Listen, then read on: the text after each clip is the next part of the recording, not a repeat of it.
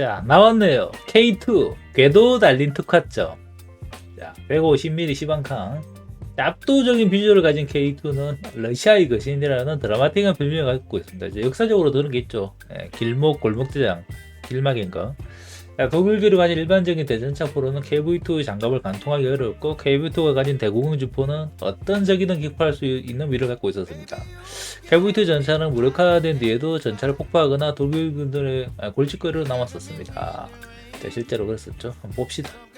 KV-2, 렛츠고. 자, KV-2. This menacing silhouette is unmistakable. Not long after its debut in World War II, the KV-2 tank earned the dramatic nickname Russian Colossus.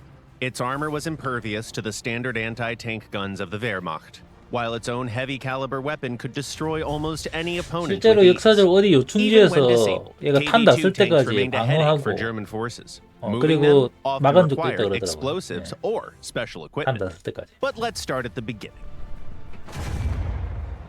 The KV-2's predecessor saw only brief combat action during the Soviet-Finnish War of 1939. 소련 핀란드 The 겨울 tank 전쟁. boasted impressive armor, but its 76mm 화력이 좋을 gun 것 was 같은데 no 장갑이 match for the rugged 좋았답니다. fortifications of the Mannerheim line. The Soviet military needed a new weapon to tackle that challenge, and so the next version was born.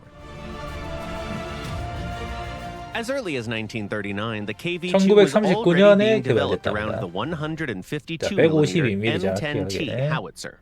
A gun of that caliber, capable of firing anti-concrete shells, was designed to neutralize Finnish bunkers once and for all. In the end, though, the tank never made it to that war. Fitting such a massive weapon, and placing its equally bulky ammunition, required a tremendous amount of space. This led to the creation of the monstrous 12-ton MT-1 turret. Engineers feared it might not handle the recoil, 저기 좀 or 옆으로 worse, that the tank 쭉 돌리고 might flip 쏘면 after 차체 firing. 뒤집어질 수도 But testing went 있다는데. well enough, and around 20 tanks were produced with this enormous turret. There was still room for improvement, though. By the next year, 1940, the KV-2 entered mass production with an updated turret, the MT-2. 1940년도에 It was lighter 생산됐다. and more compact, but carried over several critical flaws 그렇죠. that would 측면 soon 보면서 become 쏘면. apparent in real combat.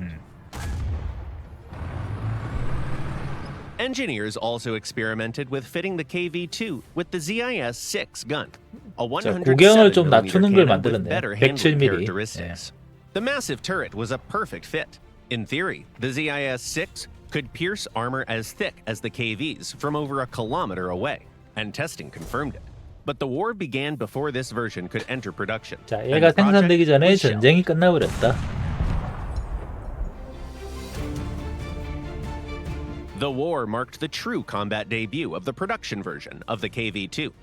The German command had little intel on the size and makeup of Soviet armed forces and had made no serious preparations to counter heavy tanks. When Operation Barbarossa began, most German units were equipped with 37 and 50mm guns. 독일군은 Their 37에서 largest tank 50mm만 cannons 갖고 이걸 topped 뚫을 수는 out at 없었다. 75mm, barely enough to scratch a KV-2. German soldiers who fought in June 1941 later recalled that the KV-2 could shrug off multiple hits, even from 88mm shells. 이제는 But there were 88mm very few 탄도 guns 견뎠다. capable of firing those at the front lines, and they were primarily used by anti-aircraft units. The KV-2's 88mm면 powerful 티그 armor, 이제 중포로 imposing 쏜 거죠. size, and initial 대공포처럼. effectiveness left a lasting impression. But in practice, the sluggish Russian Colossus had a number of serious shortcomings that 일단 kept it 생긴 from reaching its 것부터가 full 너무 potential. 독특하지 One 않습니까? major issue, already mentioned, was the turret. Its weight put enormous stress on the suspension and drivetrain, leading to frequent breakdowns. 자, 머리가 너무 Rotating the turret 커서 a full 차에 부담을 360 줬다 degrees 이랍니다. took at least 30 seconds. Firing safely, without injuring the crew or damaging internal systems, required the tank to come to a complete stop, ideally on level 완전 ground. 정지해서 쏴야 Under 된다. other conditions, the gun or turret could jam entirely. The engine was another notable weak spot. The 12-cylinder V2K had a very short service life, 자, and it KV-2 guzzled 차체 diesel at 엔진 an 수명이 unsustainable 낮았다. rate. 일단 뭔가 Because of mechanical 몸통이 작아 failures 보이잖아요. and fuel shortages, many of these colossi were simply abandoned on the battlefield, and the Germans took full advantage. 그렇죠. Captured 독일이 KV-2s 노예해서 were quickly 쓰게 integrated 됐죠. into 해치. Wehrmacht units, modified with 딱 보면 알죠. commanders' 네. cupolas for better visibility, and redesignated as KW-2 75R.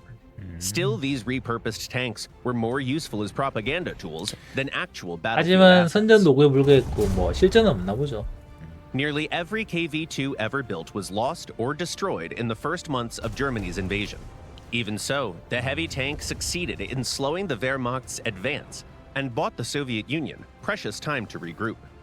Even immobilized, a lone KV-2 was a threat to be reckoned with. The slow turn of that infamous turret towards your position meant only one thing.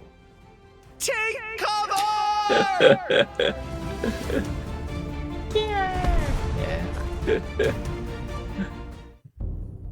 끝.